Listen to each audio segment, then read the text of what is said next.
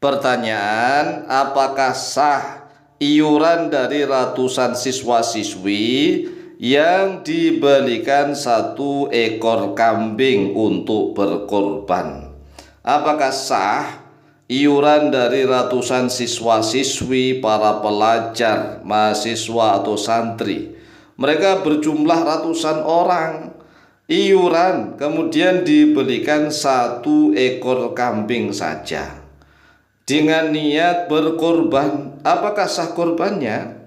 Jawabannya adalah sah. Sah korbannya para siswa-siswi itu, walaupun toh berjumlah ratusan orang yang iuran. Mereka ini sah melakukan korban, walaupun toh hanya dibelikan 1 ekor kambing atau 1 ekor domba saja. Sah, semuanya dapat pahala kurban. Bahkan kalau seandainya iuran mereka dibelikan ayam, 1 ekor ayam, dengan niat berkorban taqarruban ilallah, jawabannya sah. Karena korban itu maknanya sangat luas sekali. Segala sesuatu yang bisa mendekatkan diri kepada Allah, taqarruban ilallah, disebut korban. Oleh sebab itulah mari kita pahami perbedaan makna kurban dan udhiyah.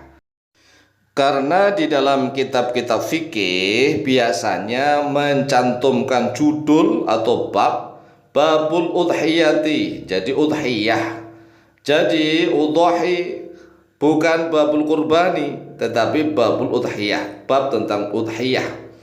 Mari kita pahami tentang perbedaan antara kurban dan udhiyah. Al-farqu bainal qurbani wal udhiyati. Perbedaan antara kurban dan udhiyah. Al-qurbanu huwa ma taqarraba bihi al-'abdu ila rabbihi min shadaqatin. Al-qurbanu bermula korban, huwa dia korban, ma yaitu sesuatu, taqarraba yang mendekatkan diri, bihi dengannya dia ma, al-abdu oleh seorang hamba, ila rabbi kepada Tuhannya hamba tersebut, min shadaqatin dari jenis sedekah. Jadi sedekah apapun yang digunakan oleh seorang hamba untuk mendekatkan diri kepada Allah disebut kurban. Misalnya kita punya uang, kita gunakan untuk mendekatkan diri kepada Allah dengan cara kita bantukan untuk membangun pondok pesantren, untuk membangun madrasah, membangun masjid, musola, untuk jihad fisabilillah, maka itu disebut korban. Karena korban adalah ma taqarraba bil abdu ila rabbih min shadaqatin. Ini pengertian kurban menurut Imam Ibnu Jarir At-Tabari di dalam kitab tafsir At-Tabari. Qala Allah Ta'ala, telah berfirman oleh Allah Ta'ala, a'udzu billahi minasyaitonir rajim, bismillahirrahmanirrahim. Alladzina qalu innallaha 'ahida ilaina alla nu'mina lirasulin hatta ya'tiyana biqurbanin ta'kuluhun nar. Ada korban yang memakan api, artinya korban itu dimakan api. Ta'kuluhu yang makan hu kepada kurban, an-naru oleh api. Ada api yang memakan kurban. Nah, korban ini adalah sedekah.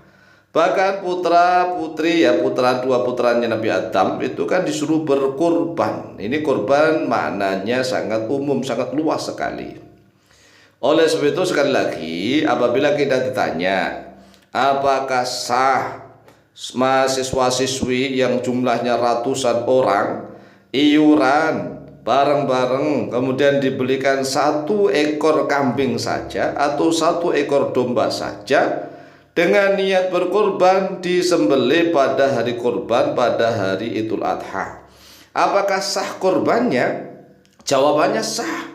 Sah karena yang ditanyakan kurban. Tetapi kalau yang ditanyakan apakah sah udhiyahnya, maka jawabannya ya tidak sah. Jadi kalau yang ditanyakan tentang udhiyah, jelas sekali jawabannya tidak sah. Wal udhiyatu hiya ma yudbahu min bahimatil an'ami yawma 'idil adha ila akhir ayyamit tasyriki taqarruban ilallahi azza wa jalla. Wal udhiyah itu bermula udhiyah, hiya dia udhiyah, ma yaitu sesuatu. Yudbahu yang disembelih, yang dipotong. Mim bahimatil an'ami dari jenis binatang ternak yang berkaki empat. Ini berkaki empat. Yauma Idul Adha, pada hari Idul Adha. Disembelih pada hari Idul Adha pada waktu duha, maka disebut udhiyah, begitu. Duha, adha. Udhiyah disembelih pada hari Idul Adha. Ila akhir ayam tasyriki, sampai kepada akhirnya hari-hari tasyrik, dengan niat taqarruban ila Allah azza wa jalla, karena mendekatkan diri kepada Allah Ta'ala. Jadi karena dia ingin mendekatkan diri kepada Allah Jalla Jalaluh, kepada Allah Azza wa Jalla, maka ini juga disebutkan udhiyah. Nah, setiap udhiyah itu pasti kurban. Rumus, setiap udhiyah yang niatnya taqarruban ilallah pasti kurban. Tetapi tidak setiap kurban adalah udhiyah. Sekali lagi nih, tidak setiap kurban adalah udhiyah, tetapi setiap udhiyah adalah kurban. Oleh sebab itulah udhiyah memiliki syarat-syarat khusus. Wa min syuruti sihhatil udhiyati, dan dari syarat-syarat sahnya udhiyah, an takuna min bahimatil an'ami, yaitu sekiranya ada harus dari bahimatul an'am, dari binatang ternak. Udhiyah tidak boleh menggunakan uang, menggunakan emas, dinar, ya harus bahimatul an'am.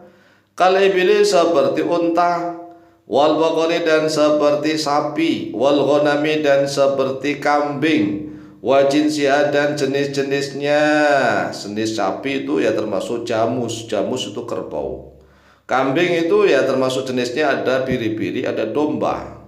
Tetapi kalau kicang misalnya kita memiliki kicang di hutan, kan mirip, kan tidak termasuk bahimatul an'am. Jadi harus bahimatul an'am, binatang ternak, begitu. Kemudian watajuzu al-udhiyatu, dan boleh udhiyah minal ibili wal baqari an sab'atin, daripada jenis unta dan sapi untuk 7 orang. Jadi kalau untuk unta dan sapi 7 orang, kalau selain itu, selain yang jenisnya seperti kerbau, tidak sah untuk 7 orang. Seperti kambing atau domba 7 orang, ya enggak sah begitu, tidak sah untuk udhiyah. Nah, kalau lebih dari 7 orang satu sapi, ada yang mengatakan tidak sah, ada yang mengatakan sah. Tapi kalau al-ishtiraku fi thawabi, bersekutu di dalam pahalanya, ya boleh. Boleh, tetapi yang modali tetap 7 orang itu yang modali, begitu ya. Nah, pertanyaannya, kalau misalnya sapinya kecil, seperti sapi yang sudah beredar di medsos, sapinya orang India. Sapinya orang India itu kan kecil-kecil, lebih kecil daripada domba, lebih kecil daripada kambing, tapi dipakai untuk udhiyah 7 orang, bagaimana? Ini khilaf ulama, ada pendapat yang mengatakan tetap sah karena itu jenisnya sapi, walaupun kecil. Tetapi menurut sebagian ulama tidak sah karena tidak umum. Sapi kok kecil begitu. Ya, termasuk yang mana, kita ngikuti yang mana pendapat itu, karena khilaf ulama. Wala yujzi'u minal ibili illa ma atamma 5 sinina, wala minal baqari illa ma atamma sanatain, wala minal ma'izi illa ma atamma sanatan, wa madhanu fa yujzi'u minha ma atamma 6 ashhurin. Ini masalah tahun-tahun bisa dilihat di dalam kitab-kitabnya. Demikian jawaban kami, lebih kurangnya mohon maaf. Semoga barokah. Wallahu ta'ala a'lamu bishawab.